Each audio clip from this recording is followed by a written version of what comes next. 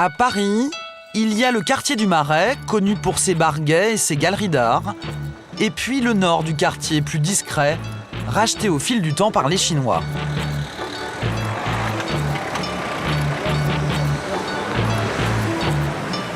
Le samedi matin, quand leurs copains font la grasse matinée, les petits-enfants de la communauté reprennent leur cartable. Pourquoi vous venez apprendre le chinois? C'est bien. Parce qu'on est obligé. C'est bien. On est obligé. Par qui? Par nos parents? Pourquoi? Je sais pas. Pourquoi c'est obligé? Parce qu'on est chinois et plus tard, on va aller en Chine. C'est à la télé? Bah oui. Tu vas pas vivre en France? Bah si. En vacances, on peut aller en Chine. 2 fois par semaine, ces 400 enfants et adolescents parisiens doivent apprendre le mandarin, la langue officielle de la République populaire de Chine. C'est Nathalie Mestre, une Française d'origine chinoise, qui leur enseigne les bases de la lecture. Sa méthode est très asiatique. On répète avant tout. 我正想吃一只鸡呢。所以说，在你们脑子里啊，你们现在其实就是一只狼，好不好？啊，on est tous le loup, hein? On veut manger, voilà, ce coq. Voilà, pensez ça dans la tête et vous pouvez y arriver de lire avec le sentiment, comme si vous êtes, voilà, vous étiez comme un loup, ok? Pour ces enfants, acquérir un bon niveau en mandarin est indispensable. C'est un gage d'avenir.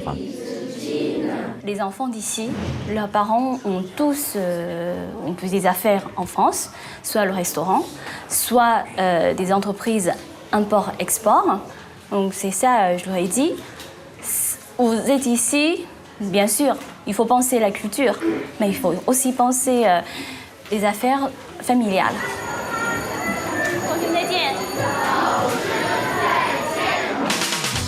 Aujourd'hui, en France, les Chinois seraient entre 500 000 et 900 000.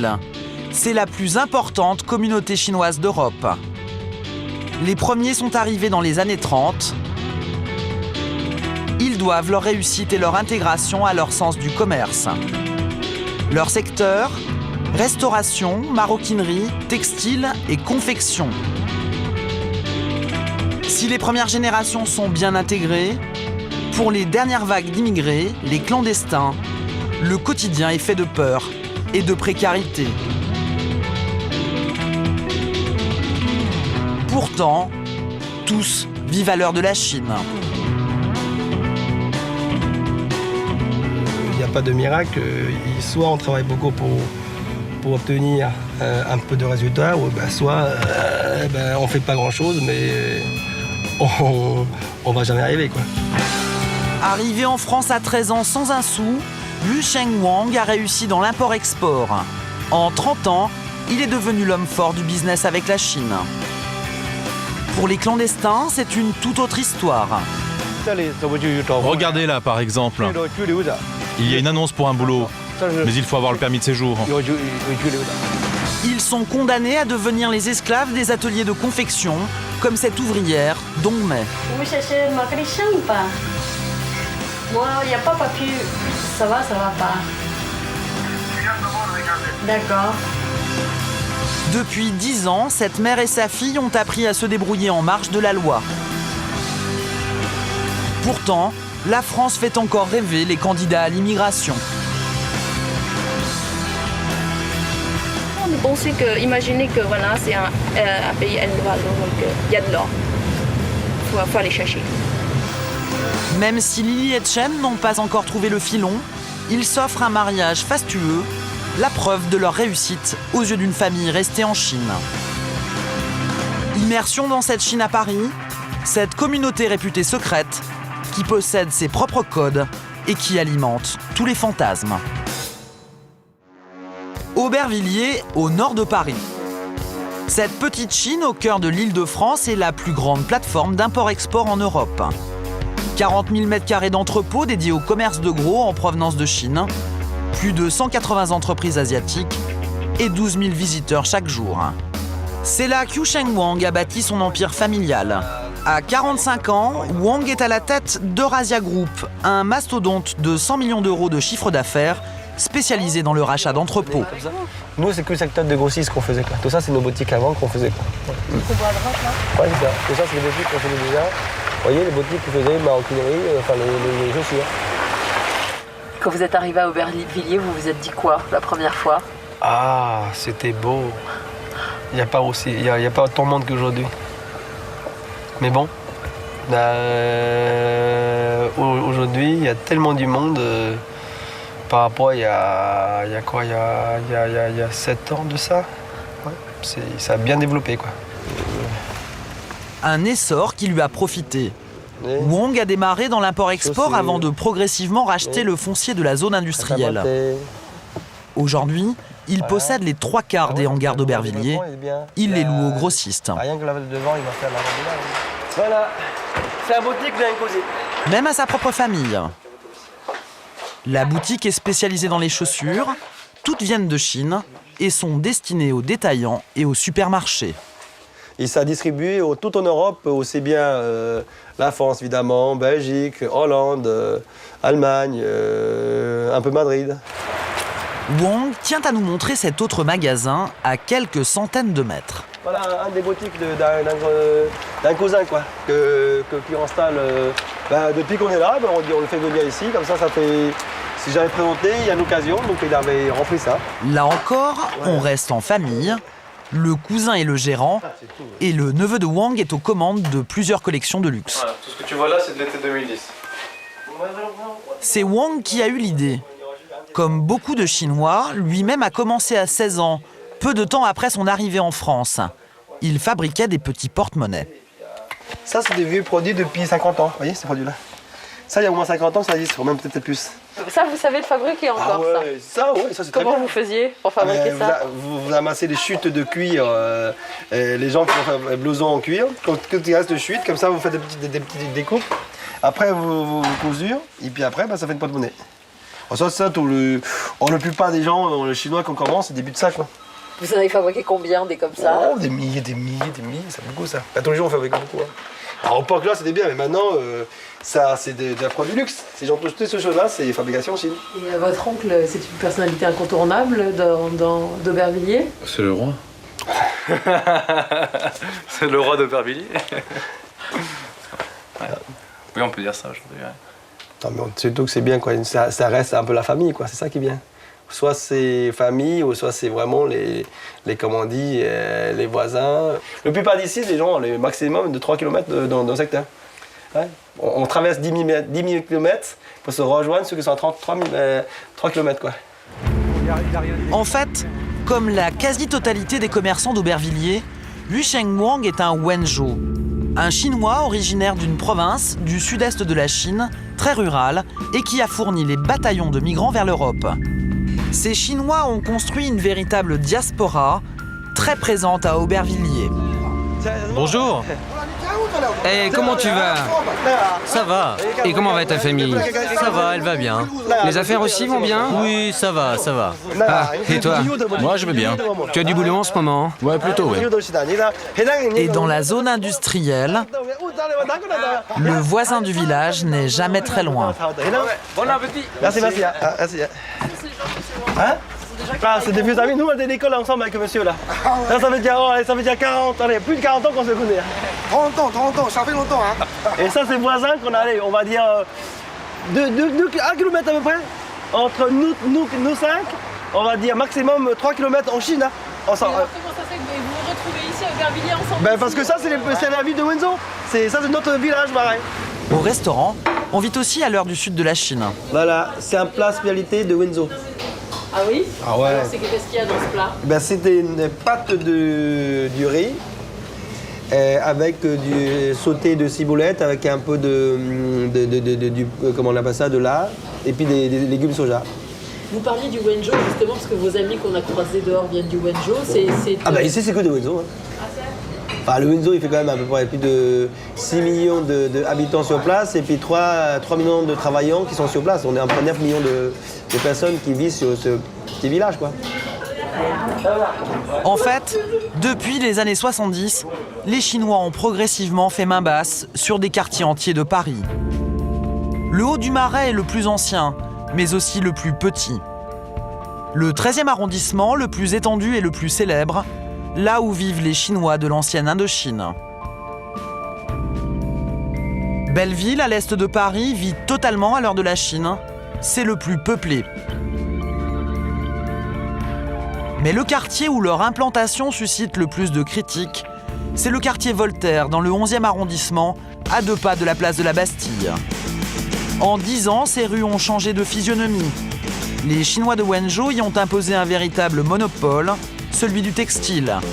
Pas moins de 550 grossistes s'y sont installés. Pour les habitants, il est même désormais difficile d'y trouver une boulangerie. Il n'y a pas de café, il n'y a pas de boulangerie.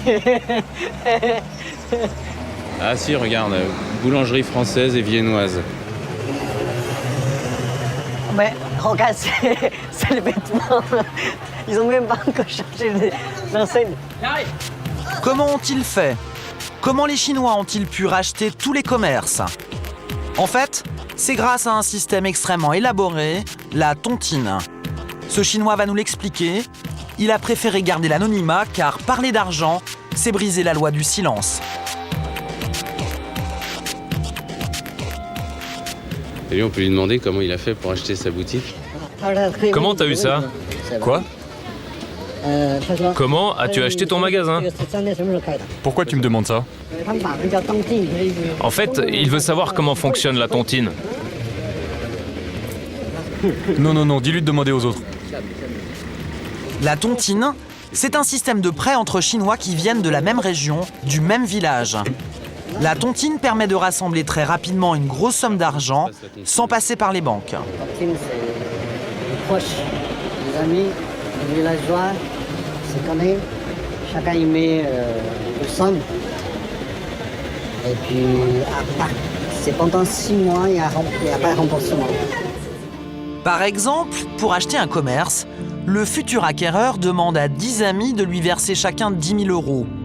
L'emprunteur s'engage alors à les rembourser chacun à leur tour à partir du 7e mois. C'est un pacte moral entre celui qui emprunte et ceux qui prêtent.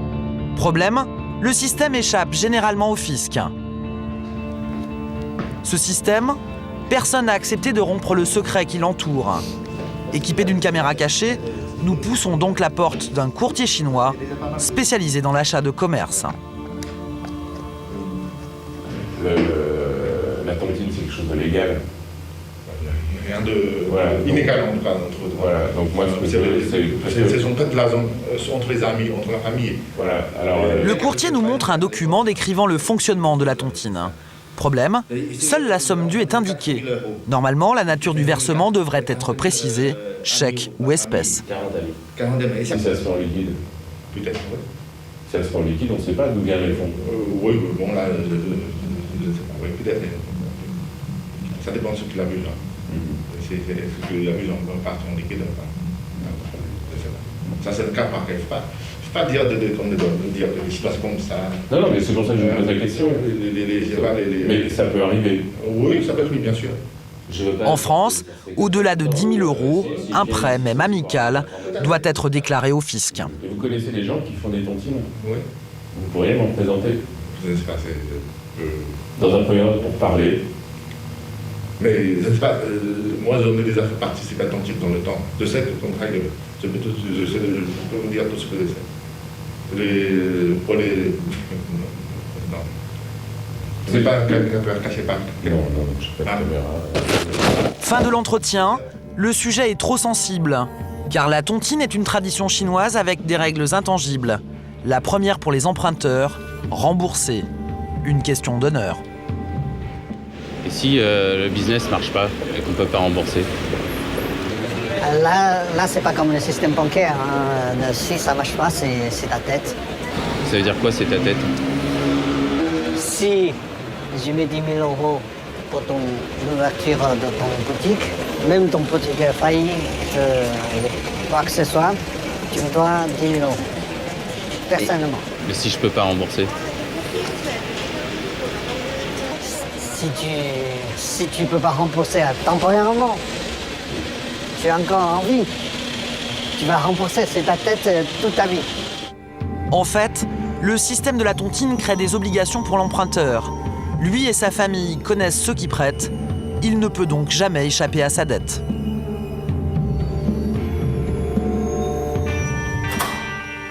Loin des pratiques financières des commerçants chinois, d'autres migrants tentent juste de survivre. Ceux-ci, les clandestins, ne bénéficient d'aucun réseau d'entraide. Il est 7h30 dans un quartier populaire de Paris. Comme tous les matins, Dongmei emmène sa fille Hélène à l'école. À 8 ans, elle vit une situation ubuesque. Elle est née en France, mais elle est sans nationalité, ni française, ni chinoise. Du coup, chaque matin, quand elles prennent le métro pour se rendre à l'école, c'est un risque permanent, celui d'être contrôlée puis expulsée. Dongmei, sans papier depuis 7 ans, a pourtant appris à apprivoiser cette peur. J'ai un enfant, alors je n'ai pas vraiment peur. Ma fille est née ici, elle a le droit de vivre ici. Alors bon, je n'ai pas peur de grand-chose. Mais les gens qui n'ont pas de papier et qui sont sans enfants, eux, ont souvent peur. Quand ils vont à Belleville, par exemple, ils descendent fréquemment à la station d'avant ou à celle d'après, pas à Belleville même. Ils évitent les endroits où il y a beaucoup de Chinois. C'est plus comme avant. Aujourd'hui, quand on va à Belleville, c'est vrai qu'on a des raisons d'avoir peur. Belleville est devenu le premier quartier chinois de Paris. Les familles chinoises s'y sont installées, mais aussi les commerçants et les restaurateurs qui ont, en 10 ans, remplacé les juifs séfarades et les kabyles, longtemps habitants de ce quartier populaire.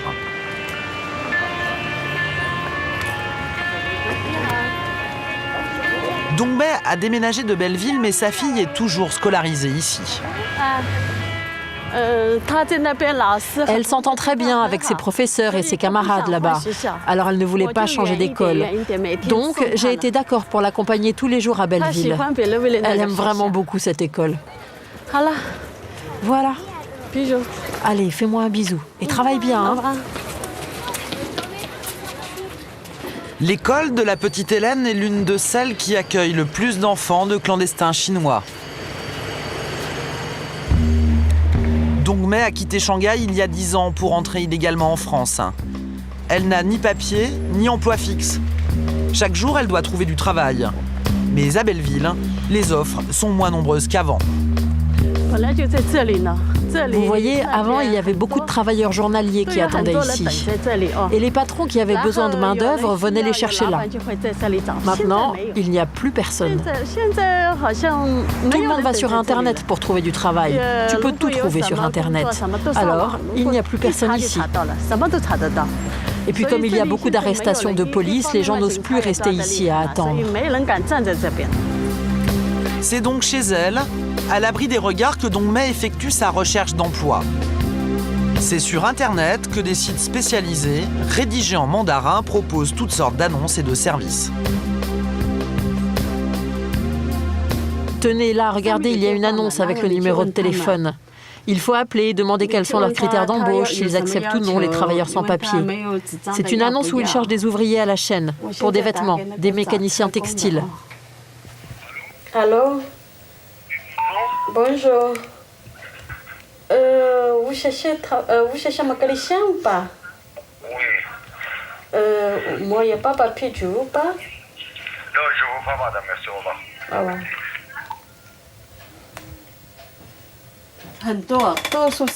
J'ai appelé en disant que je n'avais pas de papier. Et il a dit « Je veux pas, désolé ». La plupart du temps, c'est comme ça.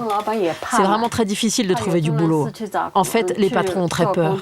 Il paraît qu'il y a beaucoup de gens qui se présentent comme ouvriers, mais en fait, ce ne sont pas du tout des ouvriers. Ce sont des policiers qui viennent voir ce qui se passe dans les ateliers. Ils viennent voir s'il y a des problèmes, s'il y a des sans-papiers. Alors, en général, les patrons ne veulent pas de sans-papiers. Pourtant, au bout du 3e appel, Dongmei obtient un rendez-vous avec un employeur peu regardant, le gérant d'un atelier de confection clandestin. Vous cherchez un mécanicien ou pas? Moi, il n'y a pas de papier. Ça va pas. Hein? Viens d'abord regarder. D'accord. Ok. Ok. Moi... Viens l'après-midi là. D'accord, d'accord. Pour ce poste d'ouvrière, Dongmei gagnera 30 € par jour pour 10 à 12 heures de travail. C'est 3 fois moins qu'un ouvrier déclaré. Alain, l'un de ses amis, travaille lui aussi dans un atelier clandestin. Ses employeurs, des Kurdes. Ils tiennent aujourd'hui le business de la confection au noir. Ils lui doivent 2000 €, soit 3 mois de salaire. Ce jour-là, Alain décide de récupérer l'argent. Nous l'accompagnons en caméra cachée. À l'intérieur de l'atelier, les ouvriers sont en pleine activité. Ils sont une vingtaine, employés à la journée, la semaine ou le mois, sans aucun droit. Ils sont passés où? Alain fait le tour de l'entrepôt à la recherche du contremaître, son ancien patron. Il est introuvable. Dans le bureau, 2 hommes, des Kurdes, qu'Alain n'a jamais vus. Bonjour. Bonjour. Vous vous souvenez, j'étais déjà venue avec Alain, on cherche votre collègue. Ils sont partis, ouais. Ils sont pas là? Ouais, ils sont partis. Mais ils sont partis, comment ça partis? On va faire des chansons. Ils travaillent plus avec vous? Non. Je te jure. Non. L'homme et son associé ne sont pas ceux qui ont employé illégalement Alain. Mais ils bottent en touche. Mais pourquoi ils ne payent pas les gens comme ça? Bah, je sais pas, monsieur. Si c'est quelqu'un sérieux, il travaille ici, il ne vole pas les manteaux, monsieur. C'est-à-dire, c'est quelqu'un pas sérieux. S'il est sérieux, déjà, regarde, sa femme, je l'ai vu. Ça fait 2 ans, 3 ans, il travaille, il va payer. Nous aussi, regarde, il y a 20 personnes qui travaillent avec moi, on paye, hein, monsieur. Quelqu'un pas sérieux, voilà, il ne paye pas, c'est tout. Fin de la discussion. Nouvelle tentative pour Alain au téléphone. Nouvel échec. Il serait entre 50 000 et 100 000 sans-papiers chinois à vivre en France et à alimenter l'économie clandestine. La plupart de ces migrants sont d'anciens ouvriers du nord de la Chine. On les appelle les Dongmei. Ils ne bénéficient d'aucun réseau d'entraide. Pire, ils forment une main-d'œuvre corvéable et bon marché. Liang est l'un d'eux. Il est arrivé en France il y a 7 ans. Sa femme et sa fille sont restés en Chine. Chaque mois, il leur envoie un petit pécule. Ce matin, il se rend avec Dong, un ami à lui, sur un chantier de rénovation d'appartements. Pour ce travail, ils n'ont ni contrat, ni garantie de salaire. Nous, on n'a pas de papier, on ne peut rien faire. Et en travaillant comme ça, on n'arrive pas à économiser. Le travail au noir, ça ne rapporte presque rien. En une journée, tu peux espérer gagner 20 €. Si tu as un peu d'expérience et que tu fais ça depuis longtemps, tu peux monter jusqu'à 50 ou 60 €. Ça suffit à peine pour vivre parce qu'il faut manger, payer le loyer de ta chambre. Rien n'est gratuit. Se loger, c'est l'autre problème de Liang. Il est obligé de louer une chambre à d'autres Chinois.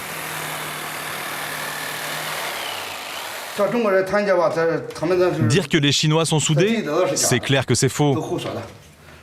C'est n'importe quoi. Il n'y a pas d'unité. Il faut être clair, tout est bon pour gagner de l'argent. Liang veut nous montrer comment trouver un tapou, un appartement dortoir dans lequel on loue un lit.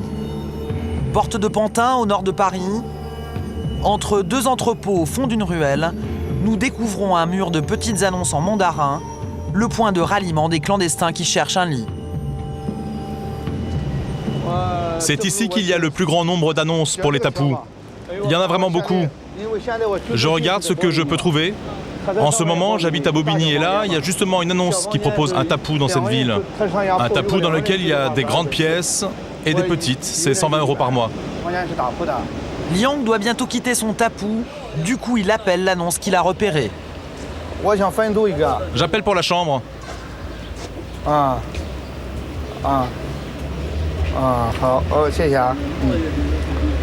pis, merci.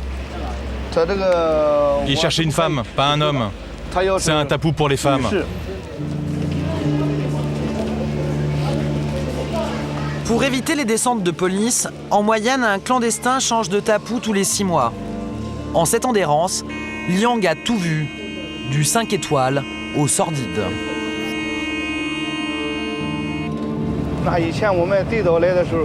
Le tapou où je suis, il est bien. Il y a un lit. J'ai vu des tapous où il y avait juste de la place pour dormir par terre. 4 personnes qui dormaient par terre, hommes et femmes, ensemble. Ça, c'était vraiment des mauvaises conditions. Maintenant, les conditions sont un peu meilleures. Chacun a son lit. Mais j'en ai vu où il y avait une dizaine de personnes dans environ 20 mètres carrés. Presque 20 personnes dans 20 mètres carrés. Liang est le seul à avoir accepté de nous conduire jusqu'à chez lui parce qu'il sait qu'il doit changer de tapu. Dans les appartements dortoirs, la règle est claire, pas de visite. Un clandestin avait accepté de nous faire entrer, il a été exclu le lendemain. Liang vit dans un tapu plutôt haut de gamme, situé au 9e étage de cette copropriété au nord-est de Paris. Dans l'immeuble, il n'y a que des Chinois, les noms sur les boîtes aux lettres le prouvent. En fait, il s'agit exclusivement d'appartements dortoirs. Ils ont été loués ou achetés légalement. Les propriétaires y placent des tenanciers qui encaissent les loyers et font régner l'ordre. En contrepartie, ils y logent gratuitement.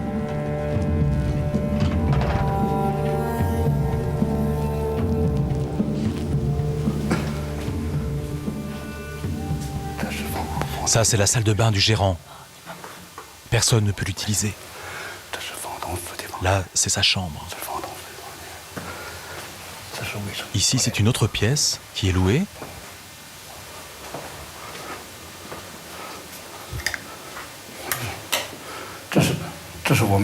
Et voilà la salle de bain des locataires. Ils sont 8 à utiliser cette petite salle de bain. Là, c'est la cuisine commune pour tous. Et vous êtes combien en tout? 10 personnes. Liang loue le canapé du salon pour 140 € par mois. C'est la pièce la plus chère. Pourtant, ses affaires sont entreposées dans l'armoire au coin et il n'a aucune intimité. Avant, vous étiez 2 ici? Oui, on était 2, mais maintenant je suis tout seul. Et les propriétaires, ils ne voudraient pas louer à une deuxième personne? Non, ils veulent pas. Parce que souvent, ils viennent ici pour manger. Oui, ils mangent ici. Et toi, tu fais comment s'ils mangent ici? Moi, je mange souvent dehors. Ou alors, quand ils sont ici, je sors me balader. Ou bien ils mangent là, et moi je suis juste là, devant mon ordinateur. Ça m'est égal. Liang et ses colocataires rapportent 1100 € par mois aux propriétaires du tapu. Des loyers exorbitants, des salaires de misère. Paris n'est pas l'Eldorado imaginé. D'autant que la plupart des clandestins, comme Dongbei, se sont lourdement endettés pour faire le voyage. Nous nous rendons avec Elle Cheong, sa cousine, pour le Nouvel An chinois. Elle vit ici avec 3 autres personnes, tous clandestins. Au fourneau, les femmes s'activent, elles émincent et font frire les 15 plats traditionnels. Dans le salon, Alain, l'ouvrier de la confection, n'a toujours pas récupéré l'argent que ses employeurs lui doivent. Pour Dongbei, venir en France a coûté très cher. Je suis arrivée de Shanghai en 1999. À l'époque, j'ai dépensé 6 000 €. 6 000 € auxquels on ajoute le billet d'avion, ça devait faire 7 000 € en tout. Le passeport était inclus dans le prix des passeurs. Aujourd'hui, un clandestin doit débourser entre 12 et 20 000 € pour parvenir à entrer en France. Une dette exorbitante qu'il mettra des années à rembourser. Il est midi à Paris, minuit à Pékin. Ces Chinois et leurs amis trinquent à un avenir meilleur. Lors du Nouvel An, les enfants ont droit à un cadeau. 20 € pour Hélène, la fille de Dongbei. Alors Hélène, tu vas acheter des bonbons, qu'est-ce que tu vas faire avec? Moi, je vais donner à maman, après il va payer le loyer. Oh, tiens.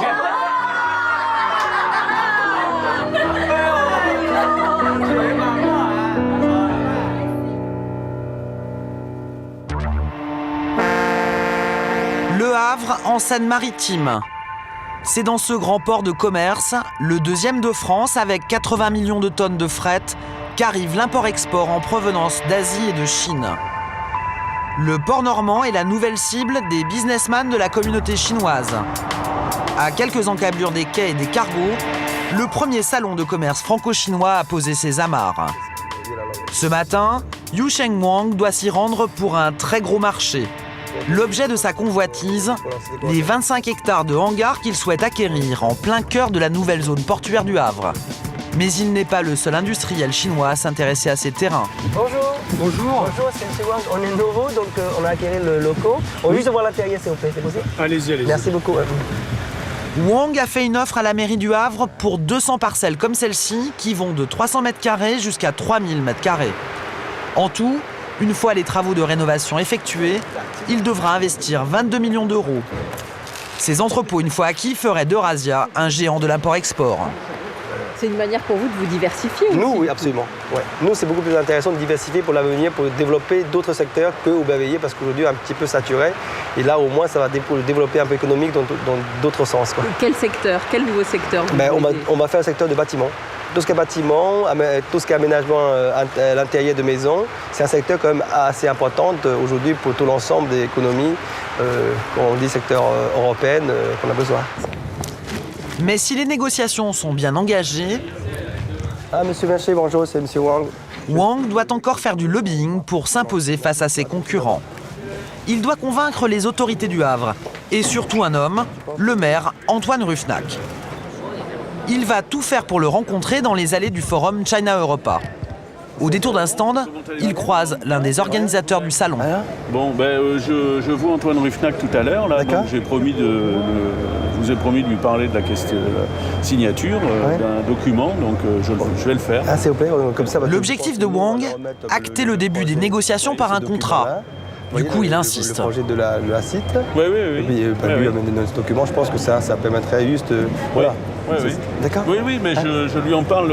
On fait l'inauguration là à 10h. Donc je lui en parle aussitôt que je le vois. D'accord, voilà. Très bien. Non, mais bon, seulement voilà, il y a un hic. Le maire du Havre n'est pas seul à décider. La réserve concernant une signature officielle, elle est contenue dans cette phrase. Il faut officiellement une décision du conseil municipal. En fait, le maire du Havre ne peut donner son accord sans l'aval de ses élus. Il s'agit d'un appel d'offres public, il existe des règles et des étapes à respecter. Mais Wang a bien l'intention d'obtenir son sésame, avec ou sans caméra à ses côtés. Pour cela, il a un atout dans sa manche, l'ambassadeur de Chine en France, qu'il se précipite pour accueillir.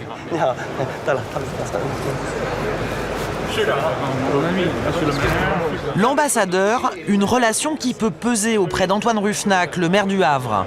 L'ancien directeur de campagne de Jacques Chirac est aussi le patron du port autonome. Il est également l'un des promoteurs du projet du Grand Paris, la version futuriste d'un Paris qui irait jusqu'à la Manche, s'arrêtant sur le port du Havre.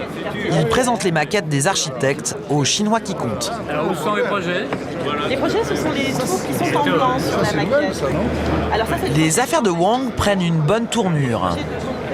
Monsieur Ruffnac est d'accord, il y aura une signature d'un document. Ah bon, merci beaucoup. Avec le rachat des 15 hectares d'entrepôts, Wang et son groupe Eurasia ont promis la création de 200 emplois au Havre. De quoi obtenir une première signature. Il faut quand même que la signature soit authentique. Celle qui officialise la candidature de Wang et lance le début des négociations financières. On va se serrer à nouveau la main. Merci beaucoup. Merci. J'espère que cette coopération pourra aboutir. Merci. Vous prenez conscience que vous avez maintenant un véritable poids dans l'économie, en tout cas de la ville du Havre? Ah, il y a encore à faire. On a un petit poids, mais il faut faire encore mieux pour avoir un peu plus important. Oui, on a l'impression que vous en voulez toujours plus. Hein. Il faut qu'on essaie au mieux, parce qu'on sait ce qu'on a, mais il faut toujours faire mieux ce qu'on a. Un destin comme celui de Monsieur Wang, d'autres en rêvent aussi. Merci. Comme Chen. Ce chauffeur-livreur est arrivé clandestinement en France, mais il a trouvé une idée pour y rester de manière tout à fait légale. À l'époque, je ne parlais pas français. Tout le monde me disait que si je devenais soldat, je pourrais apprendre le français et obtenir un permis de séjour. C'est la Légion étrangère qui lui a offert le sésame après 5 ans passés sous le drapeau français. Chen est membre de l'amicale des anciens Chinois de la Légion réunis à Belleville pour une grande occasion, l'intronisation d'un nouveau président. Avec ses frères d'armes, ils font une aide d'honneur à l'invité le plus prestigieux de la cérémonie.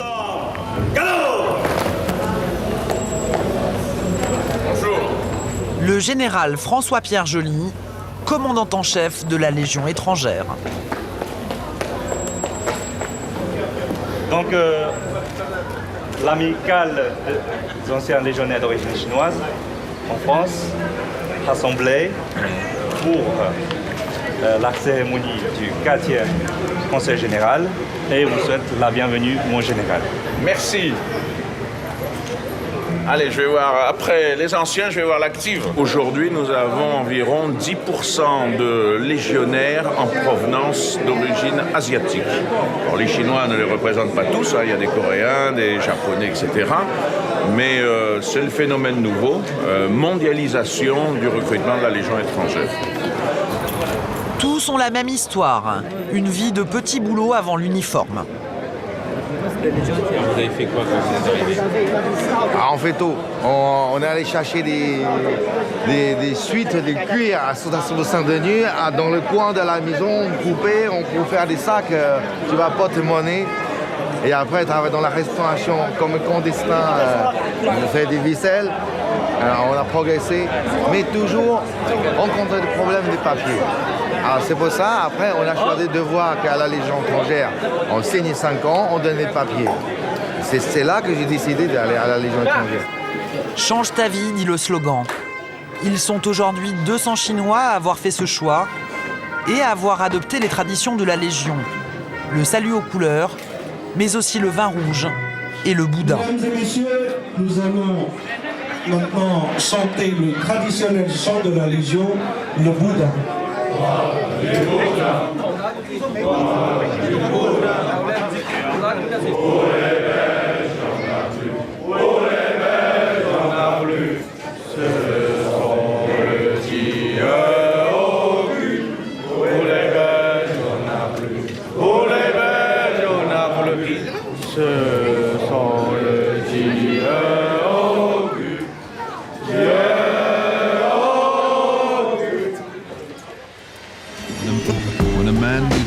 Ce samedi est un jour très spécial pour Chen, l'ancien légionnaire chinois.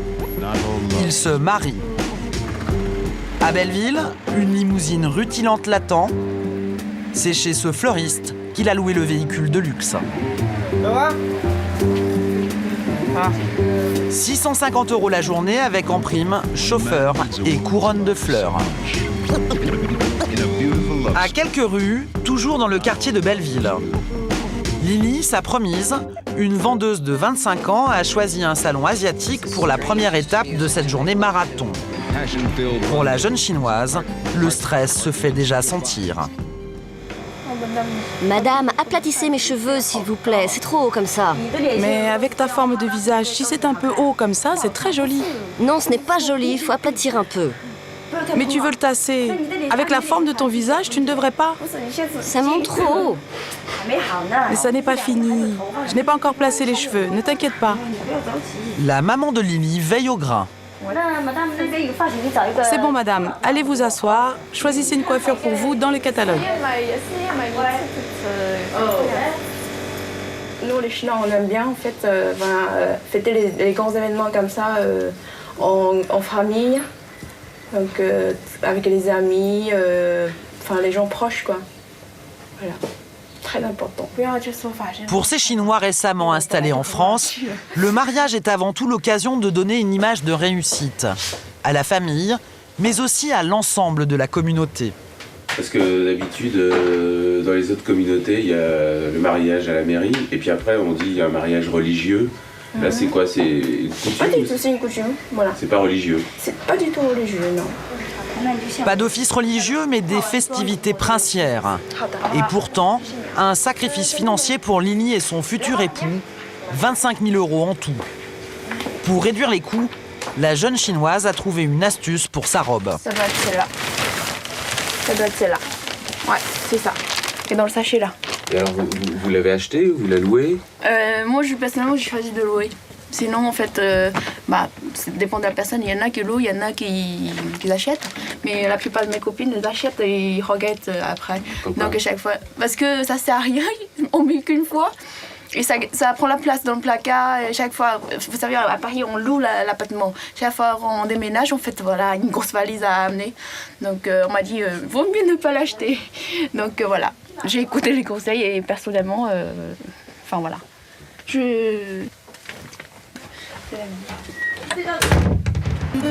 Aubervilliers, quelques minutes plus tard. Une équipe de tournage, payée pour l'occasion, attend la vedette du jour. Chen rejoint ses amis. Ils vont l'aider à transporter les offrandes destinées à la belle famille.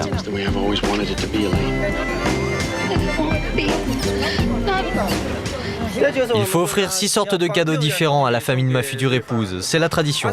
Amène le pain de sucre. Pose-le. Tiens, prends ça. Le pain de sucre, c'est un bon augure. C'est le symbole du double bonheur. À quoi ça sert les poulets vivants? Les poulets, c'est la tradition, le symbole des ancêtres. Les nouilles, celui de la prospérité. Mais aussi du porc, du poisson et des confiseries.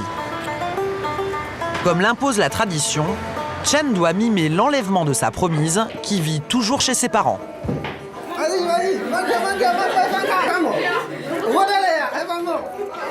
Premier cadeau, ces enveloppes rouges remplies d'argent. Le sésame pour entrer dans l'appartement. En tout, dans la journée, Chen et Lily distribueront 8 000 € en liquide à leur entourage. Le reste de la dot sera cuisiné par les femmes. En fait, c'est pour remercier les parents, nous a élevés, voilà, jusqu'à là. En fait, maintenant, voilà, je suis partie de l'autre côté, enfin, chez le mari, en fait. Donc voilà, juste pour remercier, mettre au monde, enfin, élever, grandir, tout ça. C'est quoi ce plat? Ce sont des tangyuan, un très bon plat. Ils en mangent tous les deux et ensuite ils s'entendront très bien. Ils ne se disputeront jamais.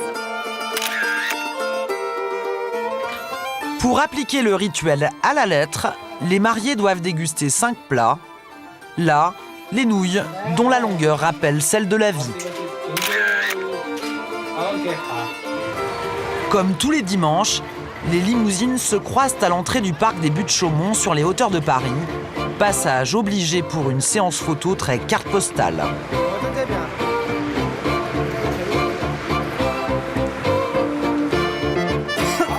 Il fait -3 degrés ce jour-là. Lily joue le jeu. C'est bien comme ça. Ne bouge plus. Mets ton bras comme si tu étais amoureuse. Mais la séance devient très vite une véritable torture. Alors Lily, demain c'est le docteur? Non, ça va. Ça va. Non, ça va.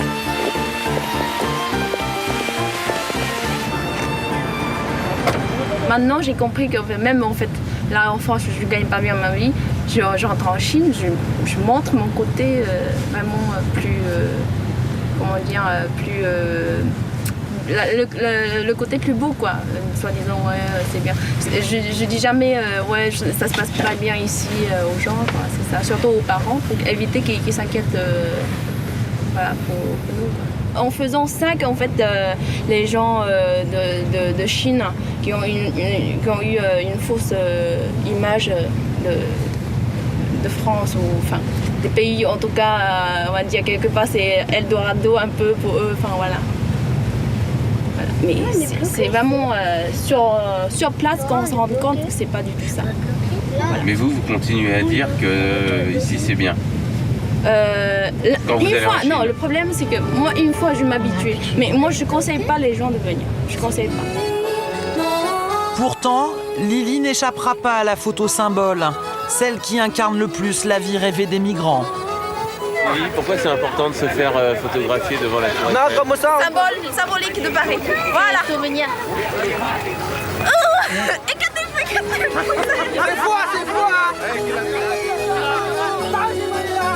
Des photos qu'elle enverra en Chine et qui feront rêver d'autres candidats à l'immigration.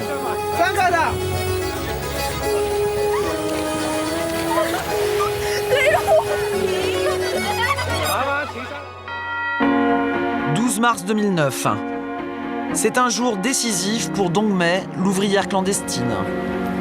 L'histoire a mal tourné pour elle depuis un contrôle d'identité dans le métro. Elle doit être expulsée. Elle va plaider sa cause devant les magistrats du tribunal administratif de Paris. Aujourd'hui, en France, un immigré clandestin sur 4 est renvoyé dans son pays. Mon cœur bat très vite. J'espère qu'il y aura un bon résultat. J'espère que le jugement nous sera favorable. Je suis ici depuis tellement longtemps. 10 ans. Dans l'enceinte du tribunal, l'ouvrière chinoise retrouve 2 mères d'élèves qui la soutiennent. Dans la salle des pas perdus, elle cherche son nom sur le tableau, un peu fébrile.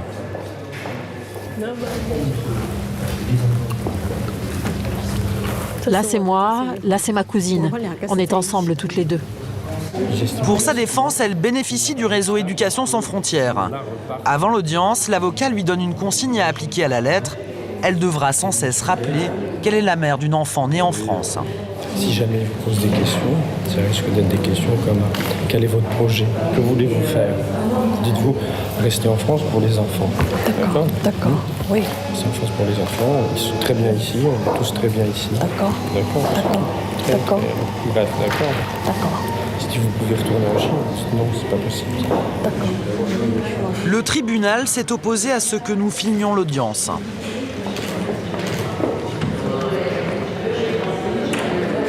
Dix minutes plus tard, à sa sortie, l'avocat de Dongmei se veut optimiste. On va les avoir, c'est pas tout, d'accord? On va gagner, parce que vous les méritez. D'accord? Donc, le droit va finir par être de l'autre côté. De toute façon. D'accord? Ça, c'est une certitude que j'ai. D'accord? D'accord. Voilà. Oui, faut sourire.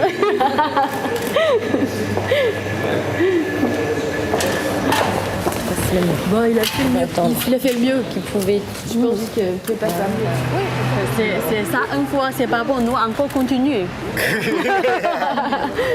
Ah oui, comment faire? Ce jour-là, sa demande a été rejetée. Mais sa patience et sa pugnacité finiront par payer. 10 mois plus tard, après une nouvelle audience, Dongmei a obtenu un titre de séjour provisoire. La condition pour qu'il soit prolongé, qu'elle apprenne à parler français.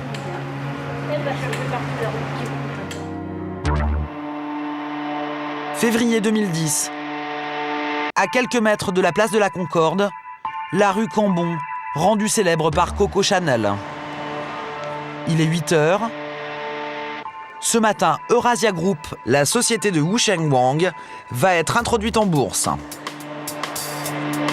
Une consécration pour le chef d'entreprise d'origine chinoise. Pour célébrer cet événement, et je remercie vivement tous les équipes. En coulisses, dernière répétition pour Wang, pas encore rompu aux subtilités de la langue française. Non, au travers de la réussite de cette cotation, notre volonté est aussi de devenir un exemple pour l'entreprise d'origine chinoise. Dans la salle, les invités affluent. Des industriels, des commerçants chinois, mais aussi des élus. Tous se pressent pour l'événement. 9h, l'heure de l'ouverture des marchés. Eurasia entre dans la cour des grands.